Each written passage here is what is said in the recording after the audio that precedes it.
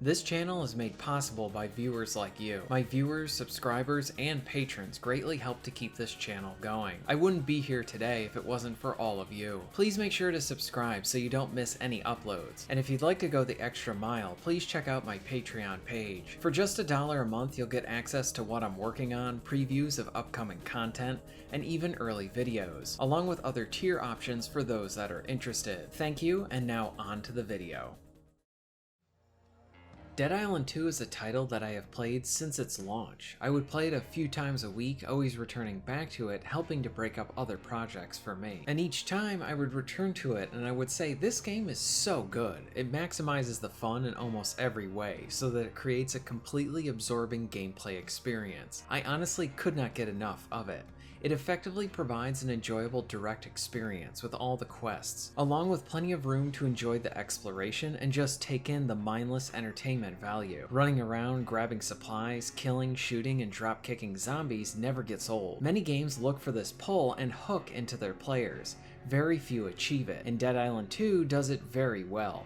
Dead Island 2 is easily one of my favorites of 2023.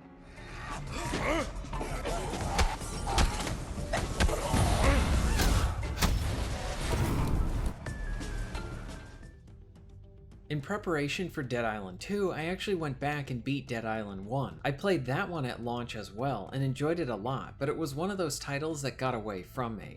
Being able to really sink into it this past year was great. The title still holds up, it's very janky, and in some areas that adds to the entertainment value. Combat and exploration do hold up as well.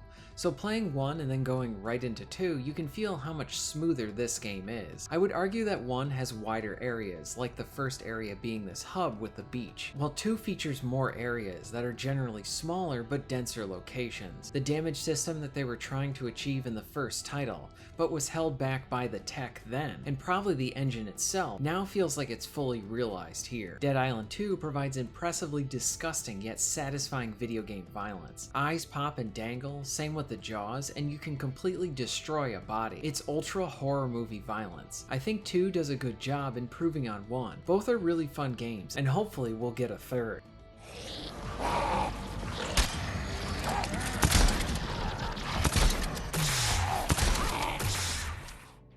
A big reason why this game is so good is because of its combat. It's a constant joy to kill all of these zombies. The bulk of the combat is centered on the melee. The sound and impact effects are very good. You can feel every smack, hit, and slice. Plus all the visual damage is just impressive. Then add on the almost comical ragdoll. Melee weapons range from various blunt instruments and blades that go from bats and hammers to many different swords. Now we'll get into this a bit more later on, but I want to touch on it here. Initially you have a dodge mechanic to help you avoid damage, but this isn't your only means for defense. You can actually equip different skills that changes this. For example, for most of the game I went with a blocking system over the dodge. I honestly wasn't the best at getting the dodge down, but I found myself getting a bit better with the blocking. I really like how Dead Island 2 provides options that suits the player's playstyle. The stamina system operates a bit differently than it was in Dead Island 1, so your basic attacks do not use stamina, but stuff like your skill moves will use it. So this results in a different flow than the first, but still very enjoyable as you keep an eye on your stamina. I love playing around with the different things in the environment. Throw a gas container and then ignite the container for a nice bomb. Or maybe you hit the top of one and watch as it's launched forward like a missile. Same type of stuff can be done with electricity and water. And then you have the hilarious jump kick. This is one of the best moves in the game. It's always awesome and hilarious with the ragdoll on full display. Throwing weapons returns as well, and it's cool to see how sharp objects will tend to stick into enemies and then you can pull them right back out. Levels and areas are sort of segmented out. Some are smaller and others are pretty big. What I like is that there's a nice build up to the Venice Beach section. You get some smaller yet dense areas, fight through a very narrow sewer, and then are rewarded with the beach. It is fairly big with rooftops to explore, plenty of shops, along with the beach itself. Dead Island 2 provides interesting areas that are a joy to explore and are varied. I think much of that comes from them feeling like real places. What I mean by this is that it feels lived in and textured, like a place that people would be, rather than just a game environment. A home tells a story of what might have happened before you got there, along with each of the storefronts you go to. Progression is another area of Dead Island 2.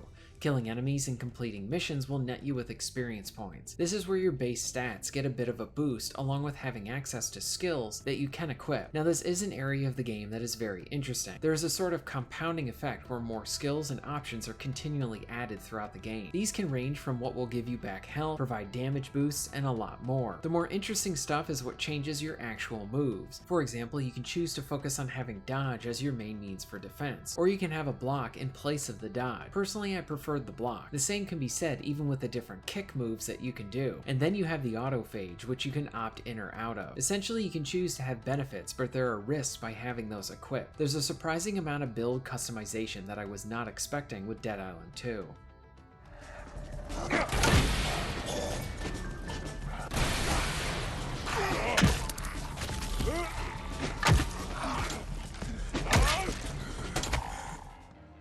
Overall, I like Dead Island 2, and for the most part, I enjoyed the story. I chose Jacob, and how he presents himself is a big reason why I liked it. He is serious when he needs to be and throws in a cheeky line to keep some situations light. The premise of the main narrative does have a been there sort of feeling to its structure. That being said, it's very entertaining, and never emotionally involving, but always entertaining. What I think helps this narrative greatly are the characters you meet in the main story and side missions. The writers do go out of their way to make fun of a lot of LA and Hollywood stereotypes. Some of the stuff is genuinely hilarious, and it never becomes overbearing or annoying. Some of the most humorous are found on side missions, and some of my favorite characters were found there as well. As far as flaws go, I have a few. I do think there's a bit of a missed opportunity to not have more items that you can grab within the environment and use those as weapons. For example, like an umbrella or tennis racket. If you were in a situation and you had to use whatever you could until you found something better to upgrade it, it would make sense to grab these items.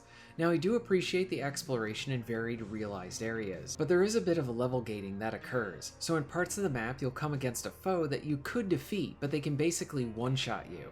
You do not earn anything special from them either. When faced with these areas, it can hurt those moments of personal exploration and discovery. They didn't happen often, but when they did, it broke that good flow of the game. There is some minor investigating, and this is an area that would have been more interesting if furthered in a sequel. While Dead Island 2 is less janky than the first, it does have its fair share of jank too. For example, in co-op, there were many times my buddy would be attacking, and I wouldn't see the animation. This was generally hilarious when it happened. Then there was one time I got stuck under the map, and my friend got stuck on a hill. Both were fixed with a reset. Without going into spoilers, there is a spot at the end of the game that features a setup to some nice action. Instead of cutting to credits, I think the game should have just let the player lay waste to all of the enemies while the credits rolled. Feels like a missed opportunity. Even with all this, I had a blast with this title. Dead Island 2 is easily one of my favorite games from 2023. It's also an actual game, not some pretentious think piece trying to appear smart or deep. No poor pacing to provide many long-winded walking sections. And for an open world-like title, there is very little bloat here. Considering how many times this game has been delayed and changed hands, you wouldn't think that this would have turned out so great. The biggest complaint I have heard from people is that Dead Island 2 doesn't really do anything new, and even to this I would disagree. The damage system is extremely impressive and sets a high standard to beat. Yes, it has many familiar elements, but pretty much everything is well executed.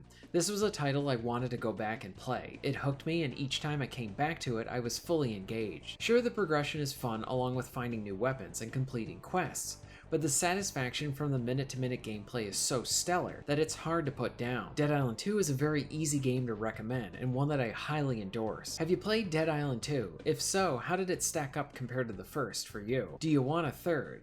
Let me know all of this in the comments down below. If you're interested in being notified of new videos, please hit the subscribe button and bell. And if you would like to support the channel and get early access to content, please check out my Patreon. All of the links will be at the end of this video and within the description. And thank you very much for watching.